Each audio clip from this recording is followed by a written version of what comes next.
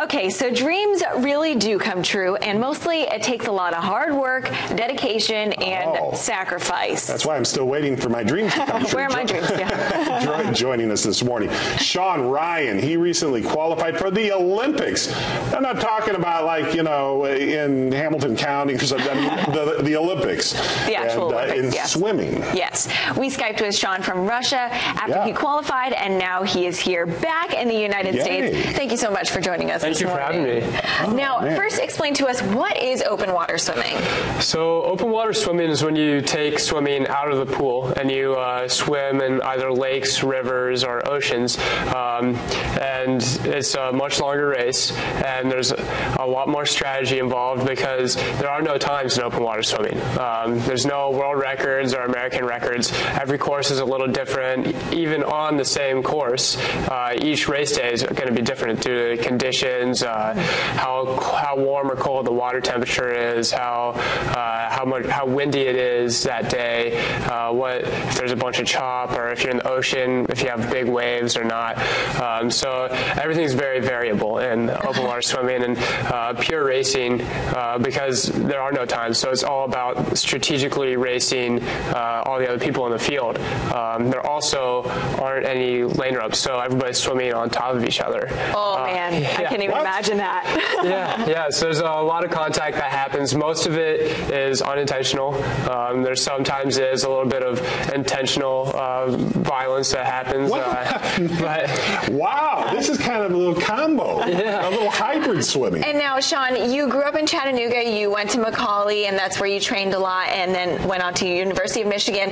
And what I love is you were talking about how the Tennessee River kind of helped you in racing in Russia and whatnot. So talk a little bit about that. Yeah, so both in the qualifying race to get to Russia, which was in Fort Myers, Florida, and in Russia, we were swimming in lakes and rivers. So it really reminded me of home, especially in Fort Myers. I was swimming through the race and looking at all the boat sloughs and everything. I was like, wow, I feel like I've swum here before based on swimming out in the river. Did you feel like that they gave you an advantage then? I mean, I felt it, feeling it, home field advantage. I don't know. Maybe it gave me an advantage. It definitely didn't hurt me. It made me more comfortable, and that's half the battle in open water swimming. Absolutely. And now you've got just about a year until Rio. So what are you going to do for the next year?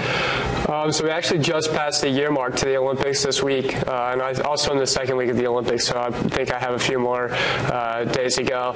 But the next year is just going to be a lot of training. Right now I'm taking my little break right before getting into meat and potatoes of training this fall, and I'm going to be doing a couple of international races to get more race experience against the tough international field, similar to what I'll see at the Olympics. So I'm curious, so you say you got, how long before you get back into your routine, diet and things like this?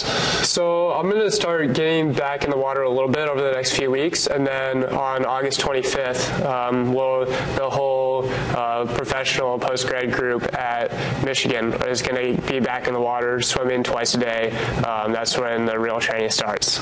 Super exciting. Now, for all the younger swimmers, what do you want to tell them? When did you realize that this Olympic goal could happen for you? So that happened when I was probably 14, 15. When I was 15, I made my first Olympic trials cut, and I actually went to the Olympic trials in 2008. I didn't really have a shot at making the team. I was still really young, but I knew that was something that I could make it to. So sort of just keep believing in your dreams and work hard, and no telling what will happen.